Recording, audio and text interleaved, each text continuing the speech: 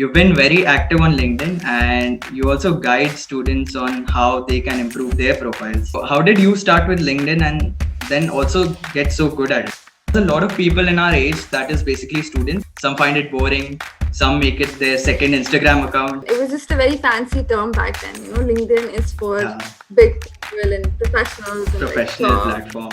Yeah. I know, right? Oh, it's not an Instagram, let me tell you.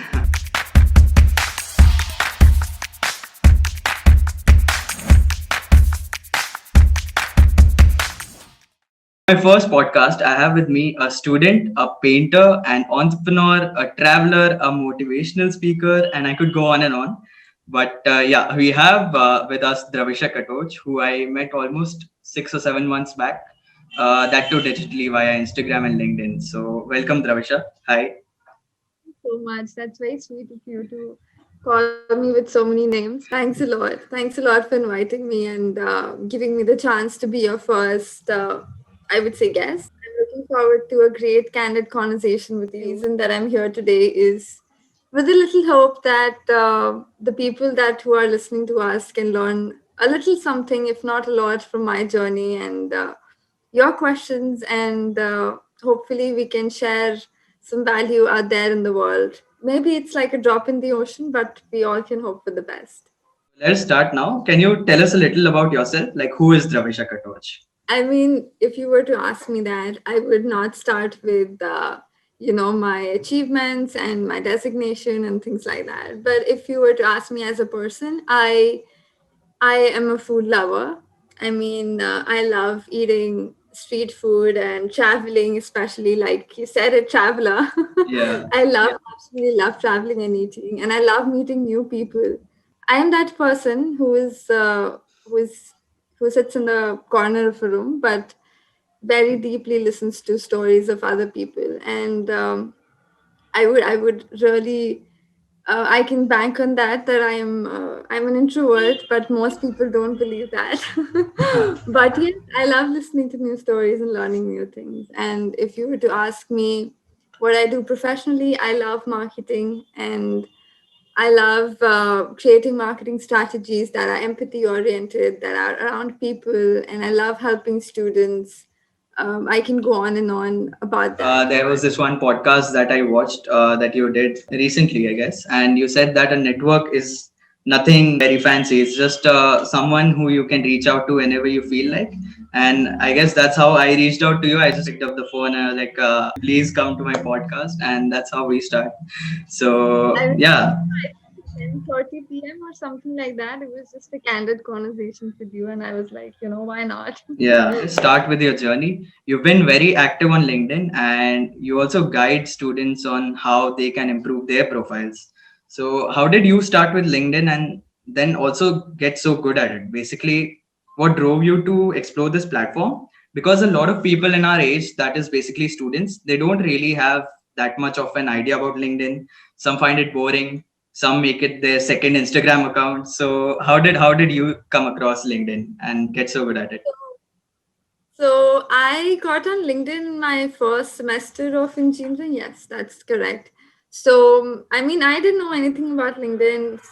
Some of like our placements are told us that, hey, this is a platform where you get jobs, and maybe you might get to connect with a recruiter or a CXO. And it was just a very fancy term back then. LinkedIn is for big people and professionals and Professional platform. Yeah. I know, right? So, I mean, it is professional platform, but yeah, I'll come to that later.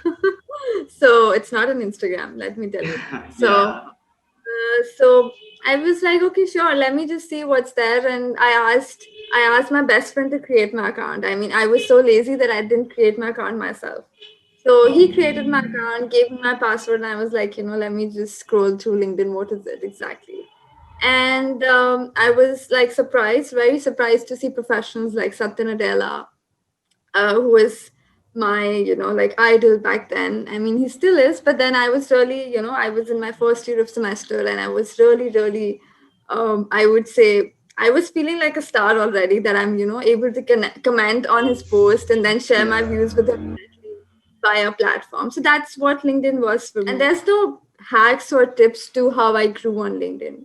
It's not that I realized over the night that, oh my God, I could post on LinkedIn. So Yeah. it happened over the period of time when I read more and more posts. I realized that not a lot of students are there on LinkedIn, right? It was only professionals who were sharing their professional advices and things Yeah, like that. corporate people and yeah, all of those. And that jargon, right? The jargon of the corporate and things like that. So I was Yeah. feeling slightly alienated in that matter because neither I was able to apply the advices because I was not in a professional, I would say, designation or a position. Yeah.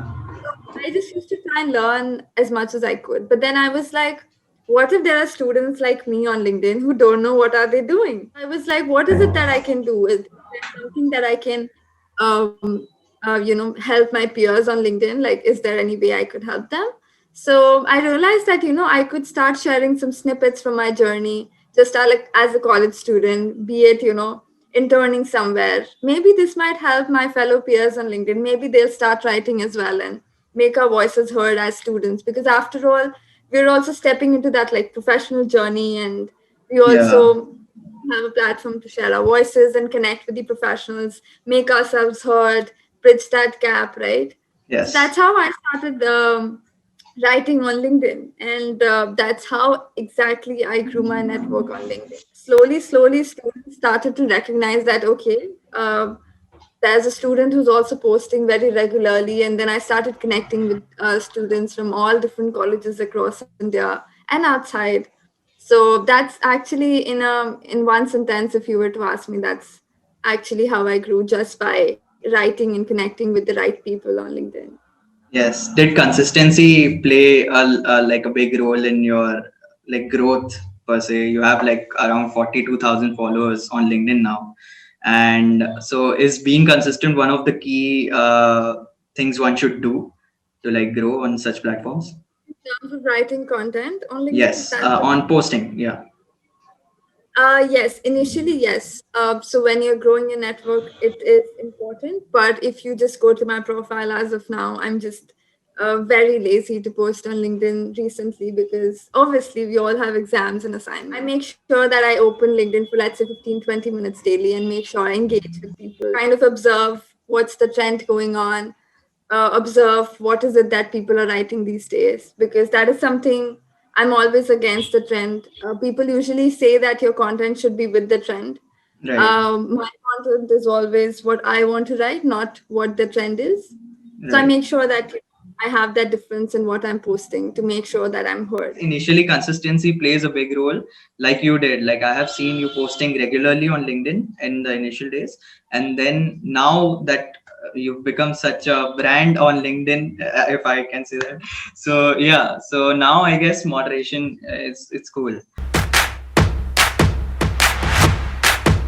Like right now you're pursuing BSc honors at Ashoka, but at some point you also dropped out of BTech computer science. I'll tell you one thing that my dean of my previous college mentioned to me when I was asking her to sign that TC form. You remember that, Yeah, right? When yeah, you yeah, leaving certificate. Yeah. she told me something that most of my relatives also told me, that 2 साल की degree और कर लो, you will get a BTech and you can do an MBA in finance, and then you can land an excellent job. And then I looked in her face and I was like, I would request you to please sign that form.